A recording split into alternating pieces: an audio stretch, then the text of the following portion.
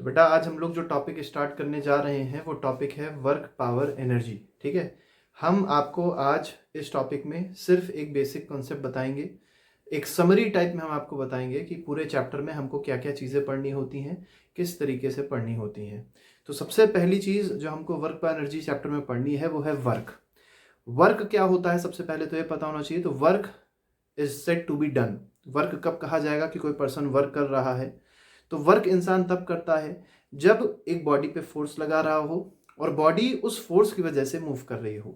Means a body is applying a force on a person is applying a force on a body and body moves in the direction of force, then the work is said to be done. तो हम लोग ये मान के चलते हैं कि work होगा। बात आती है वर्क के टाइप की। तो वर्क अगर आप देखेंगे तो वर्क तीन तरीके के आपको मेनली मिलेंगे। एक पॉजिटिव वर्क मिलेगा, एक नेगेटिव वर्क मिलेगा और एक जीरो वर्क मिलेगा। उससे पहले हम आपको बता देते हैं वर्क की एक्चुअल डेफिनेशन क्या होती है। अगर फॉर्मूला वाइज देखेंगे आप वर्क की डेफिनेशन तो आपको मिलेगी the product of force and displacement. ठीक है, तो फोर्स और डिस्प्लेसमेंट का जो प्रोडक्ट होता है, जो मल्टीप्लिकेशन होता है, वो हम लोग को क्या देता है? वो हम लोग को वर्क देता है। ठीक है, तो वर्क का सबसे पहले आपको डेरिवेशन, सबसे पहले आपको वर्क का फॉर्मूला पता होना चाहिए, फोर्स इनटू डिस्प्लेसमेंट। ठीक है, अब यहां पे आप बहुत इंपॉर्टेंट चीज समझिए। जो फोर्स होता है उसकी यूनिट होती है न्यूटन, डिस्प्लेसमेंट की यूनिट होती है मीटर। तो वर्क यूनिट क्या बन जाएगी? न्यूटन डैश मीटर या न्यूटन मीटर बन जाएगी। इसी न्यूटन मीटर को एक और यूनिट कहते हैं और क्या कहा जाता है? उसको जूल कहा जाता है। यहां पे आपके पास एक क्वेश्चन आएगा, आपसे पूछा जाएगा बताइए व्हाट इज 1 जूल। ठीक है, तो आपको कहना है इफ 1 न्यूटन ऑफ फोर्स, देखिए फोर्स अगर 1 न्यूटन का हो और बॉडी 1 मीटर डिस्प्लेस हो जाए, ठीक है, इन द डायरेक्शन ऑफ फोर्स, तो जो वर्क किया बॉडी ने दैट विल बी 1 जूल।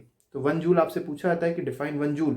तो आप 1 जूल को ऐसे डिफाइन करेंगे, when a force of 1 newton moves a body या displaces a body by 1 metre in the direction of force, then the work is said to be 1 joule. तब उसको क्या बोला जाएगा? 1 जूल बोला जाएगा।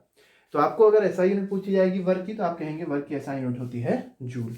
तीन चीजें आपसे और पूछी जाएंगी कि वर्क पॉजिटिव कब होता है, वर्क नेगेटिव कब होता है और वर्क जीरो कब होता है। तो पॉजिटिव वर्क के लिए अगर आप केस देखेंगे तो हमने आपको एक और फॉर्मूला बताया था, वर्क का एक और फॉर्मूला बताया था, force into displacement into cos of theta. ठीक है, यहां पे जो थीटा आपको दिखाई पड़ रहा है, थीटा क्या होता है? Theta is the angle between the force and displacement. Force और डिस्प्लेसमेंट के बीच का जो एंगल है उसको क्या कहते हैं हम लोग? थीटा कहते हैं। जो थीटा दिखाई पड़ रहा है दिस इज द एंगल। अब समझिए ये थीटा जो एंगल दिया है ये अगर 0 डिग्री हो जाए, थीटा की वैल्यू अगर क्या हो जाए? 0 डिग्री हो जाए। आपको पता है कॉस थीटा क्या होता है? कॉस जीरो की वैल्यू होती है 1। कॉस जीरो की वैल्यू क्या होती है? 1 होती है। कॉस जीरो की वैल्यू अगर 1 हो जाएगी तो वर्क कैसा हो जाएगा? पॉजिटिव हो जाएगा। तो अगर आपसे पूछा जाए वर्क पॉजिटिव कब होगा तो आपके पास आंसर आना चाहिए वर्क पॉजिटिव तब होगा जब थीटा, जब angle between force and displacement क्या हो जाएगा? 0 हो जाएगा। एक छोटा सा केस बता रहे हैं एग्जाम्पल के तौर पे। नेक्स्ट आपसे पूछा जाएगा कि बताइए वर्क निगेटिव कब होगा। तो निगेटिव वर्क के लिए आपको एक बहुत इंपॉर्टेंट केस समझना है।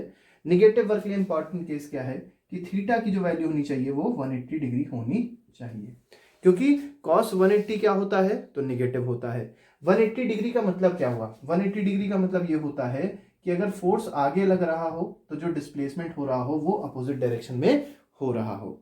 अगर ऐसा कभी कोई कंडीशन मिलती है आपको कि फोर्स आगे की ओर लग रहा है या डिस्प्लेसमेंट आगे की ओर हो रहा है और फोर्स पीछे की ओर लग रहा है, ऐसे केस में हम लोग देखते हैं कि कैसा वर्क हो रहा है?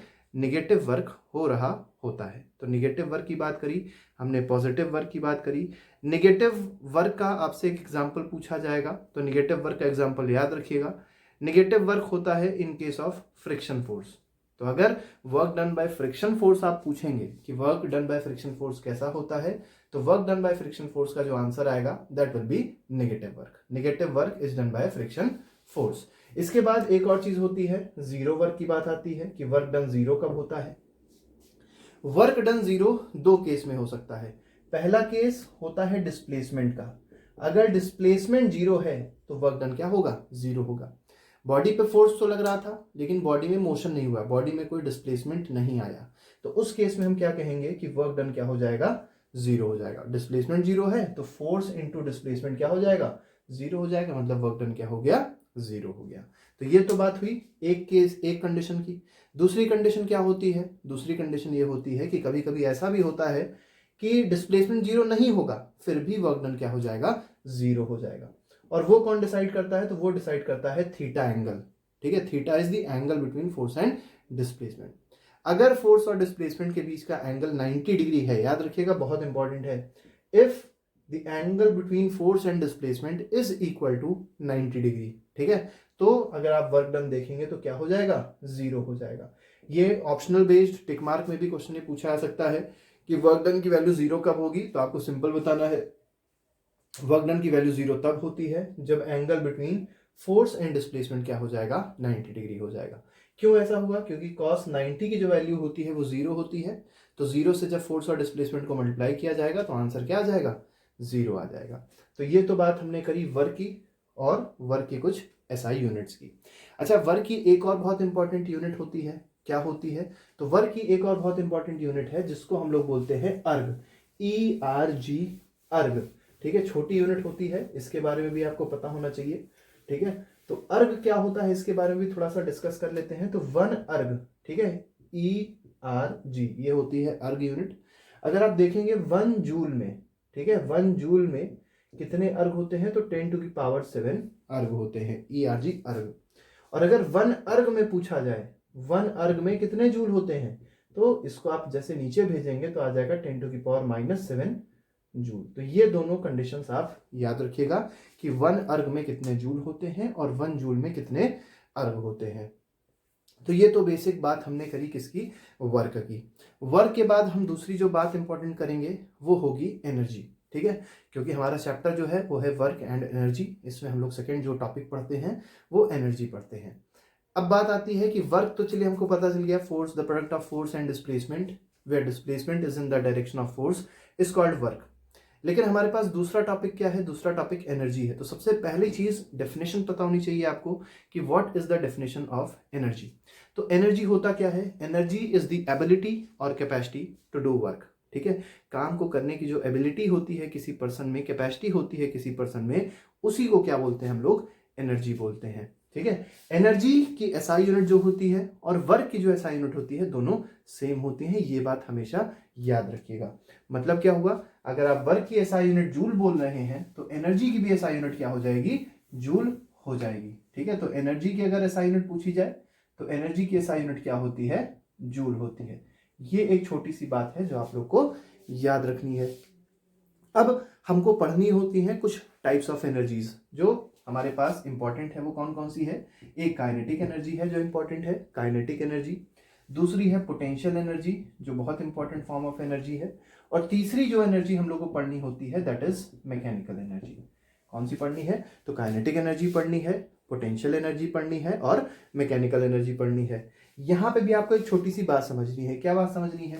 कि काइनेटिक एनर्जी की डेफिनेशन आपको पता होनी चाहिए, इसका आपको फॉर्मूला पता होना चाहिए और इसका डेरिवेशन पता होना चाहिए। डेरिवेशन हमने अपनी वीडियोस में कराया है, यूट्यूब पे है, वो सब आप लोग देख सकते हैं। सिमिलरली पोटेंशियल एनर्जी का भी डेरिवेशन है, उसको भी आप देख सकते हैं।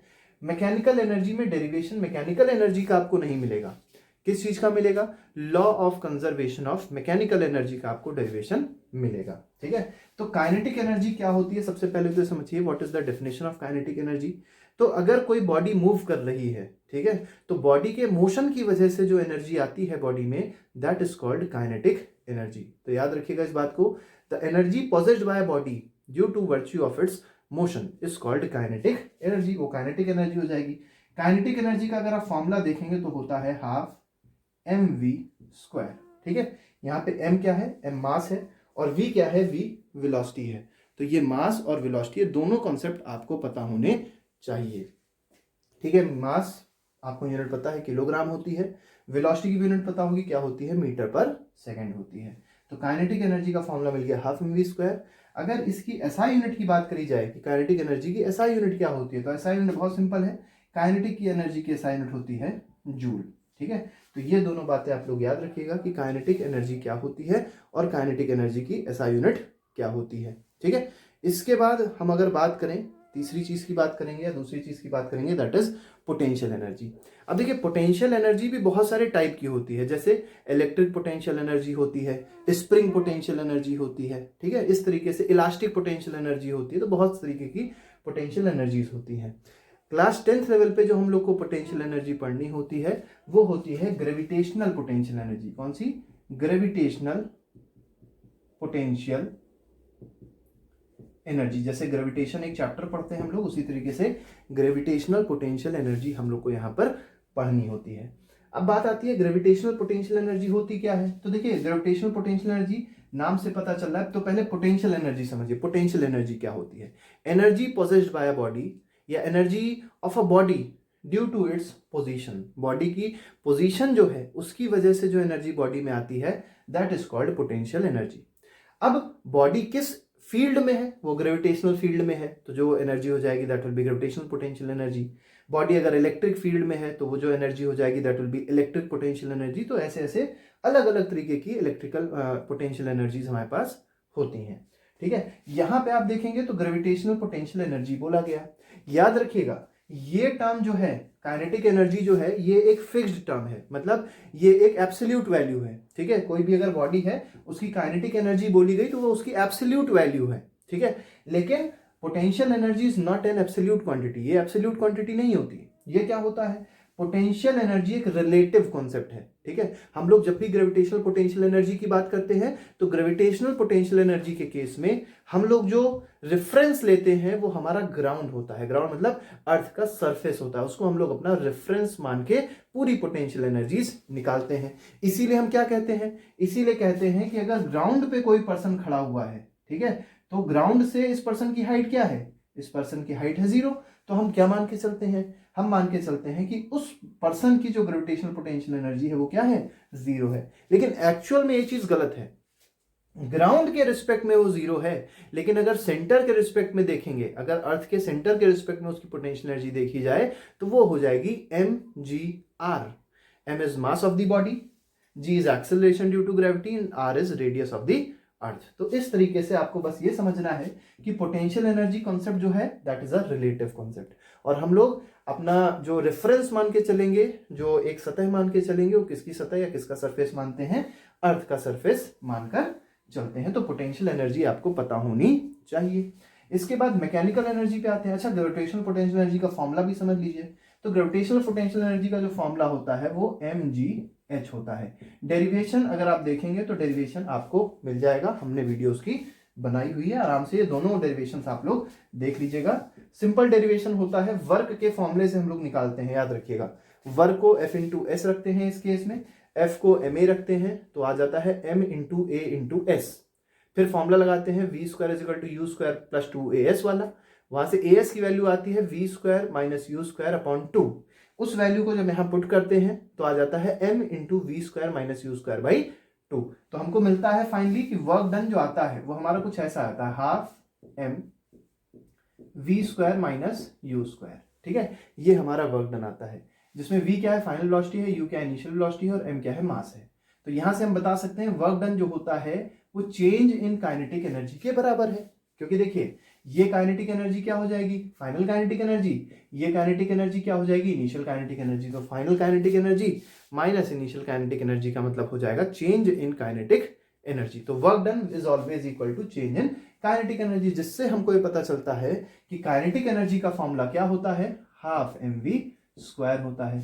इसी तरीके से आपको यहां पे भी आप देख सकते हैं। अब समझिए, जब बॉडी सरफेस पे थी, ठीक है, हम लोग ने क्या कंसीडर किया? जब बॉडी सरफेस पे है तो उसके पास पोटेंशियल एनर्जी 0 है, ठीक। हम लोग ने बॉडी को कुछ हाइट तक ऊपर लेके गए।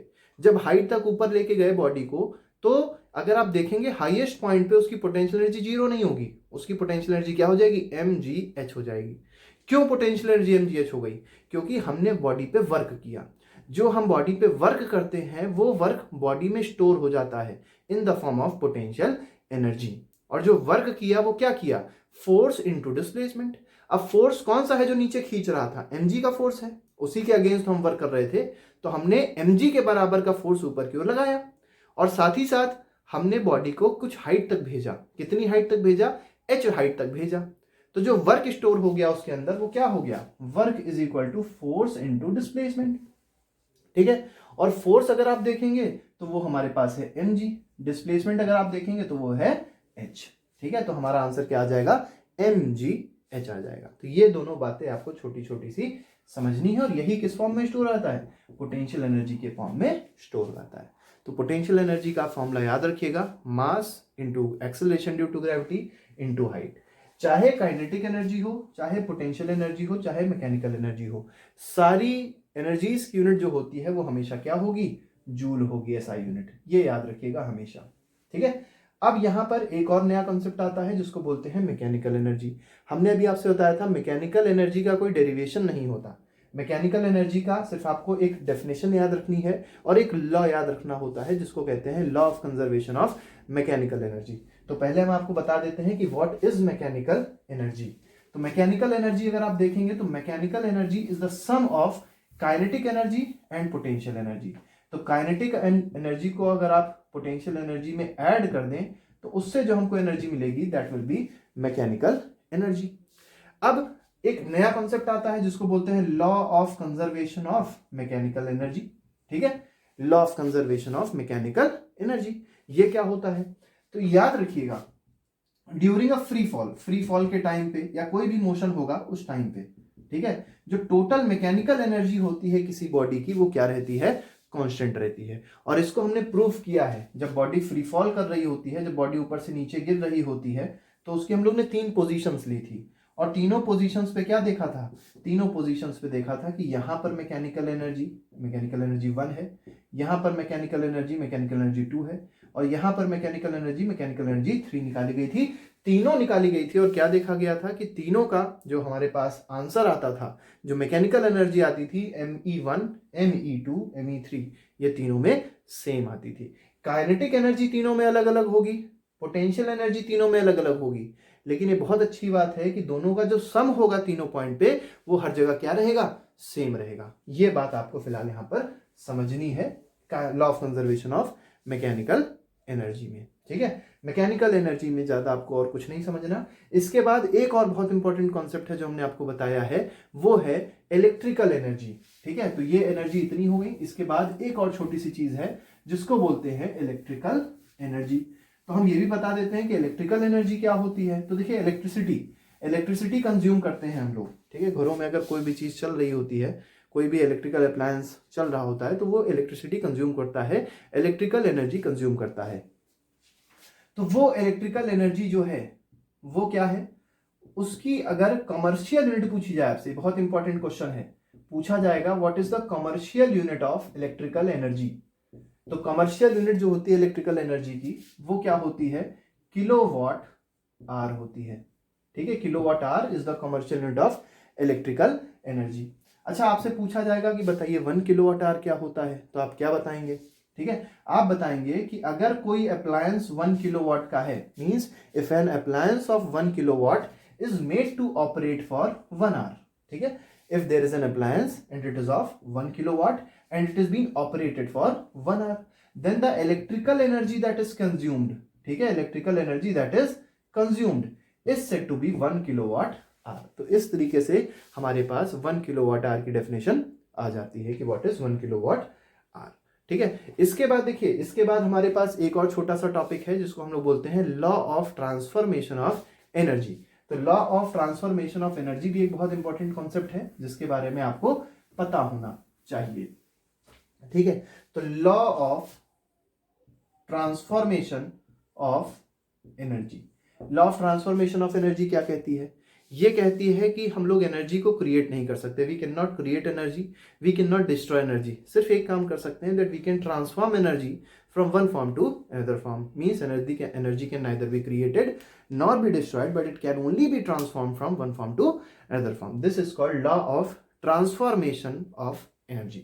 ठीक है, अब जैसे अगर बल्ब की बात करी जाए, हमने बाकायदा इसका प्रॉपर एक वीडियो बनाया है जिसमें बहुत सारे आपको इलेक्ट्रिकल डिवाइसेस, इलेक्ट्रिकल अप्लायंसेस बताए हैं, जिसमें कौन सी एनर्जी किसमें कन्वर्ट होती है ये सब बताया गया है, तो उसको जरूर देख लीजिएगा।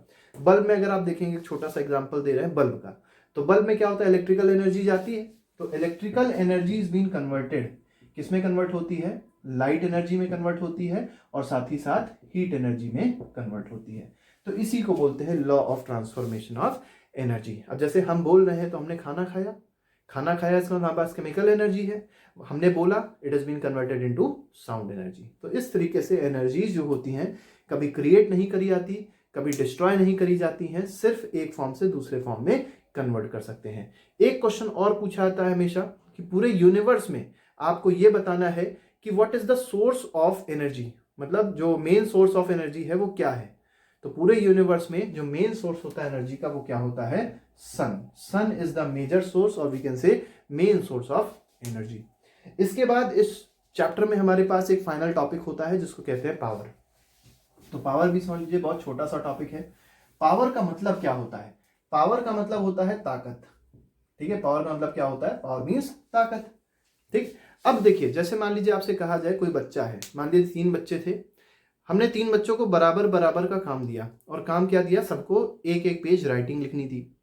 एक बच्चा क्या है, एक राइटिंग को उसने मतलब एक पेज राइटिंग को उसने 1 घंटे में लिखा, दूसरे बच्चे ने उसी सेम पेज की राइटिंग को 15 मिनट्स में लिखा और थर्ड बच्चे ने सेम पेज की राइटिंग को 5 मिनट्स में लिख दिया। आपसे पूछा जाएगा ये बताइए सबसे ज्यादा पावर किस बच्चे का है। तो समझिए जिसने किसी काम को या बराबर के काम को तीनों में से जो सबसे पहले कर रहा है, इसका मतलब उसके पास पावर सबसे ज्यादा है। तो जो सबसे कम टाइम ले रहा है, इसका मतलब power is inversely proportional to time, ठीक है।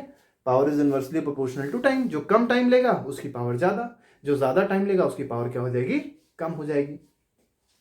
पावर का मतलब क्या होता है, पावर का मतलब होता है रेट ऑफ डूइंग वर्क, कितनी तेजी से काम किया जाएगा उसी को हम लोग बोलते हैं पावर। तो power is what, power is none other than rate of doing work. Formula अगर आप देखेंगे तो फॉर्मूला बहुत सिंपल होता है, वर्क अपॉन टाइम, ये फॉर्मूला होता है। यूनिट अगर आप देखेंगे तो वर्क यूनिट होती है जूल, ठीक है, और टाइम यूनिट क्या होती है, ये होती है सेकेंड, ठीक है। तो जूल पर सेकेंड इसकी यूनिट बन जाएगी। The unit of power is joule पर सेकेंड, और इसी जूल पर सेकेंड को क्या बुलाया जाता है, this is called what, WATT what बोलते हैं। अच्छा यहां पे एक चीज और आप समझिएगा, क्या समझना है कि 1 वॉट क्या होता है ये भी पता होना चाहिए। तो देखिए 1 वॉट की अगर आपसे डेफिनेशन पूछी जाए तो आप कहेंगे कि कोई भी बॉडी है वो 1 जूल का वर्क परफॉर्म कर रही है, कितनी देर में, 1 सेकेंड में। If 1 joule of work is done by a body in 1 second, then the power of the body or we can say the power of the appliance is said to be 1 watt। तो आपको याद रखना है कि अगर कोई भी work 1 joule का हो रहा है, 1 joule of work is done by body कितनी देर में, 1 सेकेंड में। तो 1 जूल का काम अगर 1 सेकेंड में किया गया तो जो पावर है बॉडी का वो कितना है, 1 वॉट है, ठीक है। एक चीज और आप याद रखिएगा, इसी को 1 किलोवाट भी कह सकते हैं। किलोवाट क्या होता है, किलो का मतलब होता है 1000, तो 1 kilowatt is equal to 1000 watt. ये भी बात आपको याद रखनी होगी। एक और छोटी सी बात याद रखिएगा, पावर की एक और बहुत इंपॉर्टेंट यूनिट होती है, और क्या होती है वो होती है हॉर्स पावर, ठीक है। क्या होती है, हॉर्स पावर होती है। अब हॉर्स पावर अगर देखेंगे तो उसको ऐसे लिखा जाता है HP, ठीक है। 1 हॉर्स पावर में आपसे अक्सर पूछा जाता है कि 1 हॉर्स पावर में बताइए कितने वॉट होते हैं, तो 1 हॉर्स पावर में होते हैं 746 वॉट। ये छोटी छोटी सी चीजें हैं जो आप लोग को फिलहाल याद रखनी है पावर से रिलेटेड। पावर से रिलेटेड आपके पास एक क्वेश्चन आता है जिसमें आपको कहा जाता है कि आपके पास कोई इलेक्ट्रिक पंप है, ठीक है। पंप होता है, पंप क्या करता है, पानी को नीचे से ऊपर हाइट तक भेजता है। आपको बताना होता है कि बताइए कितना मास ऑफ वाटर वो ऊपर तक भेज पाएगा। तो बच्चे करते क्या है, पावर दिया रहता है पंप का, टाइम दिया रहता है, बहुत सारी चीजें दी रहती हैं, मास पूछा जाता है, तो सोचते हैं कि वर्क का फॉर्मूला अगर लगाएंगे तो क्वेश्चन नहीं हो पाएगा। क्यों, क्योंकि हमको पावर का फॉर्मूला पता है, power is equal to work upon time.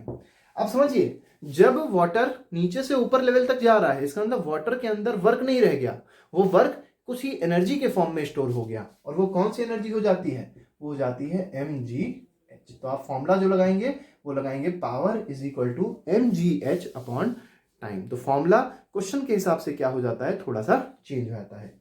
एक और बहुत इंपॉर्टेंट फॉर्मूला है पावर का, वो भी याद रखिएगा। क्या इंपॉर्टेंट फॉर्मूला है, इंपॉर्टेंट फॉर्मूला जो है, तो बेटा पावर का जो एक और फॉर्मूला होता है वो भी बहुत इंपॉर्टेंट है, समझ लो।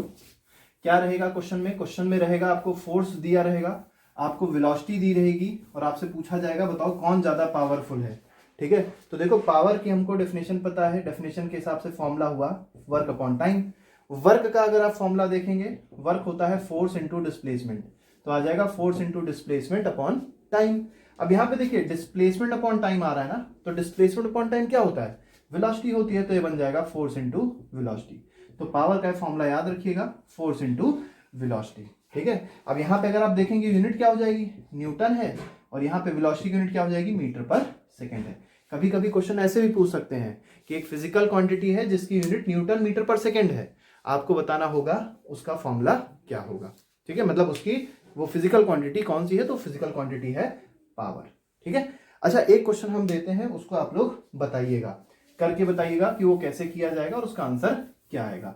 जैसे मान लीजिए अगर क्वेश्चन में कहा जाए कि एक बॉडी है, ठीक है, देयर इज अ बॉडी जिसका मास मान लीजिए दिया गया है 100 kg।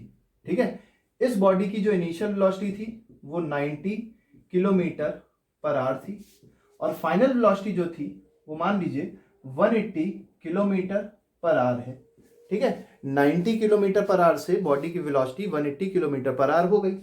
आपको क्या बताना है, आपको बताना है what is the work done by the body, आपको बताना है वर्क डन क्या होगा। तो आज के लिए बस इतना ही रखेंगे हम लोग। ठीक है, इस क्वेश्चन को आप लोग आराम से करिए और उसका आंसर दीजिए। तो बेटा आज के लिए फिलहाल इतना ही रखते हैं। आप लोग देख सकते हैं फॉर्मूला लग जाएगा, work done is equal to half M V square minus you square. आपको देखिए मास भी पता है, आपको वेलोसिटी भी पता है, लेकिन पहला काम आपके पास ये होना चाहिए कि आप इन वेलोसिटीज को मीटर पर सेकंड में चेंज करेंगे। जब इसको मीटर पर सेकंड में चेंज करेंगे तो 5/18 से इसको मल्टीप्लाई करेंगे, इसको जब मीटर पर सेकंड्स में चेंज करेंगे तो इसको 5/18 से मल्टीप्लाई करेंगे। तो इस तरीके से ये वाली वेलोसिटी मीटर पर सेकंड में आ जाएगी और ये भी मीटर पर सेकंड में आ जाएगी, जिससे हमारा फाइनल आंसर वर्क डन का आ जाएगा। तो आज के लिए फिलहाल बेटा इतना ही रखते हैं। बाकी अगर आपको डेरिवेशंस देखने हैं इस चैप्टर की या कोई और टॉपिक देखना है, उसके लिए आप प्लेलिस्ट में जाकर देख सकते हैं। पूरी प्लेलिस्ट फिजिक्स की और केमिस्ट्री की हम लोग ने डाल दी है यूट्यूब पे, तो आराम से आप उसको चेक कर सकते हैं और पढ़ाई कर सकते हैं। तो आज के लिए इतना ही। Thank you very much, good bye, जय हिंद।